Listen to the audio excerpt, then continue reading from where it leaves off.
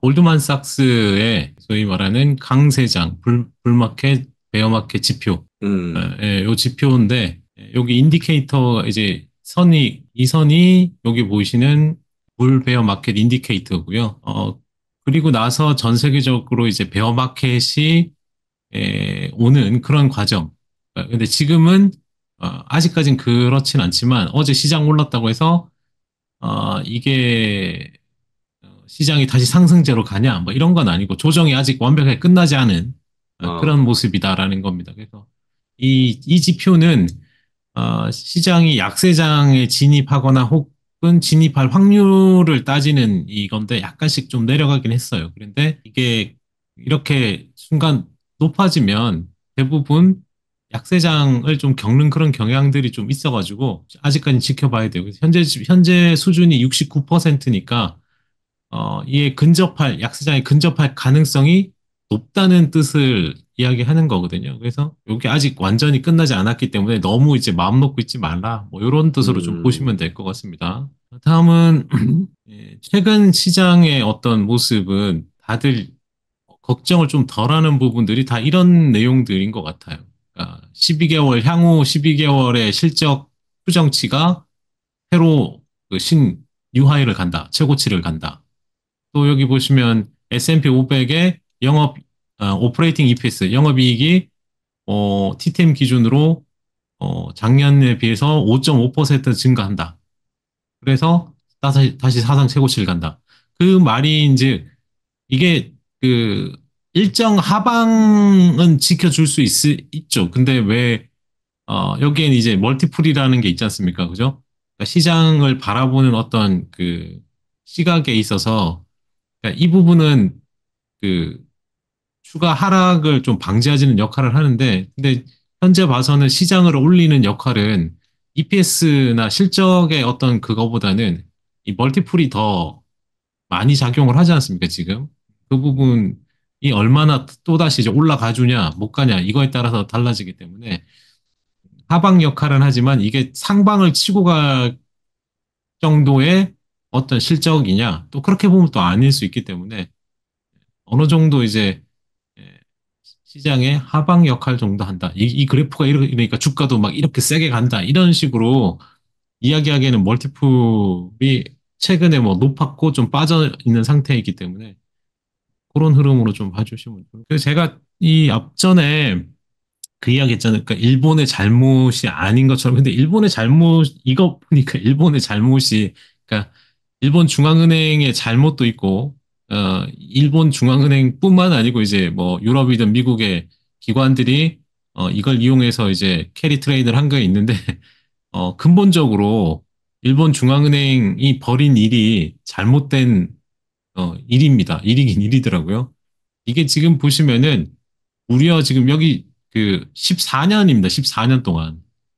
무려 14년 동안, 무려 14년 동안 70조 엔, 뭐, 달러로 4,617억 달러, 7억 달러를 일본의 ETF를 샀어요. 니케이 ETF를. 어, 예.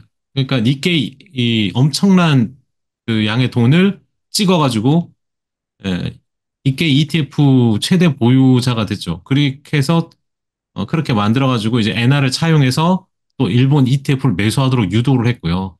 그렇게 됨으로 인해서 이제 엔화가 40년 만에 이제 최저치로 간 근본 원인이더라고요. 그러니까 자기 돈 찍어갖고 자기 시장을 이제 떠받치는 그런 역할을 했던 거죠. 근데 이게 좀 반대로 가면서 이제 완전히 그냥 폭락하는 결과를 낳았던 게 이 근본 베이스가 그러니까 BOJ의 ETF 보유가 어마어마하게 많았다. 돈을 찍어서.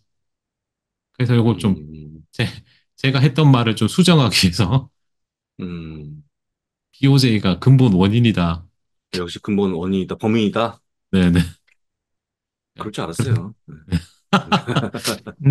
일단 그렇고 이제 다음은 최근 중국 그 전기차 출시는 안 좋은데 이 그림 보시면 중국 내 요게 이제 플러그인 하이브리드 그 PHEV도 있어요. 플러그인 EV도. 근데 포함입니다. 포함이긴 하지만 그래도 기존 그 엔진 자동차 대비 넘어섰어요. 비중이. EV가. 그래서 어, 그리고 최근 그 중국의 그 탄소 배출도 보면 줄고 다시 처음으로 뭐 줄고 막 이러더라고요. 그래서 역대 처음으로 이런 사태인데 중국 업체 그러니까 이렇게 된 이유에는 가격이 싸기 때문이겠죠. 중국 자동 전기차 가격이 좀 많이 싸니까 그래서 많이 좀 올라온 부분이 있긴 합니다. 그리고 이게 증가하면서 그 중국 내에 소위 말하는 그 뭐 휘발유가 됐든 경유가 됐든 그 운송 연료 수요가 4%나 감소했대요. 그런 상황으로 이제 세계는 그렇게 흘러가고 있고 가장 앞서 있는 게 중국인 건 사실이고요. 이 부분에 있어서 시간이 지나면 지날수록 아마 여기를 대응하기가 되게 그러니까 대항이라고 해야겠죠. 중국 전기차 뭐 이런 부분이 아예 관세로 그 벽을 치지 않는 이상 어렵지 않을까.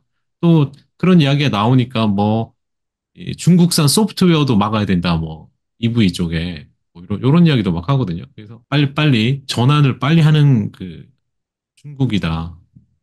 이렇게 하라 그러면 그냥 그대로 가지 않습니까? 그렇게 가는 거. 그 다음은 아까 유니티에 대해서 짜는 뭐 주가가 워낙 빠져서 이야기할 게 없을 것 같아가지고 그 자료를 바탕으로 이렇게 수압 분석이라는 거 이제 옛날에 많이 해봤지 않습니까? 네. 예, 이 방식대로 이렇게 해보면 그래도 어떨까 싶어가지고 제가 한 건 아니에요. 제가 한 건 아니고 자료를 막 집어넣고 수압 수압 방식으로 이제 분석해달라고 이제 AI한테 부탁을 했죠. 그랬더니 이제 이 강세는 기존 뭐 다 아시는 게임 분야 리더인 건 다 알 거고 그다음에 그러니까 생태계도 그냥 잘 되어 있고 요건 기존의 이제 강점인 걸로 보시면 되고 그다음에 또 기존의 고객 기반도 강력하다. 특히 이 광고 비즈니스가 강점인 동시에 뒤에 보면 위협의 요인도 있어요. 이 광고 비즈니스가 좀 더 커져서 조금 이 매출에 좀 도움이 되는 쪽으로 가야 되는데 이 부분도 어떻게 될지 그러니까 요건 향후에 좀 더 지켜봐야 되는 부분이죠. 그다음에 새로운 유니티 6라고 하는 요 부분이 그래도 좀 더 발전해서 강세 요인으로 작용하면 좋겠다. 그러니까 요 뒷부분은 이제 그 좀 잘 되면은 유니티가 반전할 수 있는 좀 역할을 좀 할 수 있을 걸로 좀 보여지고요. 그다음은 약점은 위크니스는 뭐 당연히 재무 성과죠. 숫자가 안 좋아요, 그죠? 숫자가 안 좋은 게 가장 약점이고 또 하나 게임 부분에 대한 의존도가 많이 높죠. 그 다른 사업, 아까 말 광고든 그 산업, 인더스트리로 나가는 그 확장을 하려고 하지만 여전히 그 숫자적으로 이제 매출은 게임 부분이 많이 차지하기 때문에 이게 약점으로 지금 되어 있고 또 하나 이제 회사 경영진에 대한 변화가 너무 심하죠. 그리고 CFO도 지금 그 이탈한 게 불확실성을 야기하고 있다 이런 이야기를 하고 있고 그다음에 성장 솔루션 매출이 감소하고 있다. 그래서 이게 수익화를 어렵게 만든다. 이런 이야기를 하고 있고요. 그다음 기회 요인은 앞서도 그랬지만 이제 게임을 넘어서는 확장이 필요한데 이 부분에 있어서 지금 아우디, 레이디 아동병원이라고 하는 이 자동차나 헬스케어 분야로 이제 좀 진출을 해서 요게 성장세가 좀 있다 보니까 아직 미미하지만 이게 기회가 될 수도 있을 것 같고 또 하나가 그 광고 사업 잠재력이 그래도 에, 어느 정도 시장 규모가 있으니까 이쪽으로 진출했을 때 상당한 기회 제공이 되는데 뒤에 위험 요인에 경쟁자가 하나 있습니다. 그래서 이렇게 그 보면 될 것 같고 그다음에 AI 분야, AI하고 이제 공간 컴퓨팅인데 이 분야에 있어서 그래도 유니티 6의 AI를 통합해서 뭔가 새로운 그 공간 컴퓨팅 같은 그 부분을 지원함으로 인해서 입지 확보할 뭐 그게 생기는 거죠. 나중에 게임도 AI와 결합되면 좀 더 이제 그 현실감 있는 걸 할 수 있는 부분이 있는 거고, 또 하나는 그 최근에 광고 부분에 이제 최고 제품 책임자를 영입했기 때문에 광고 부분에 대한 부분. 마지막은 위험 요인은 앞서 그 광고 쪽에 엠너빈이 결국 그 경쟁자입니다. 엠너빈이 최근에 뭐 주가 흐름이 좋았었죠. 최근 실적 발표인데 주가가 좀 빠져 있었던 상태에서 하지만 어쨌든 이 모바일 광고 분야 쪽에 이제 도전도 만만치 않죠. 이쪽을 또 경쟁에서 이겨야 되는 부분이 있고, 또 하나는 이 거시적 경제적 위험. 최근에 어떤 소비자들이 돈을 안 쓰기 때문에 게임 광고 부분에 일시적으로 조금 지출에 영향을 받을 수 있고, 규제 부분, 이 개인정보 보호와 관련된 부분, 그 데이터 보안이 요즘 최근에 가장 중요해지고 있는 상황에서 이런 부분에 규제를 받을 수 있는 거. 또 하나는 지정학적 불안정성. 이스라엘 쪽하고 이제 많은 상당 부분 사업이 있기 때문에 요게 좀 어떻게 보면 차질이 될 수도 있다. 뭐 이렇게 보시면 될 것 같아요.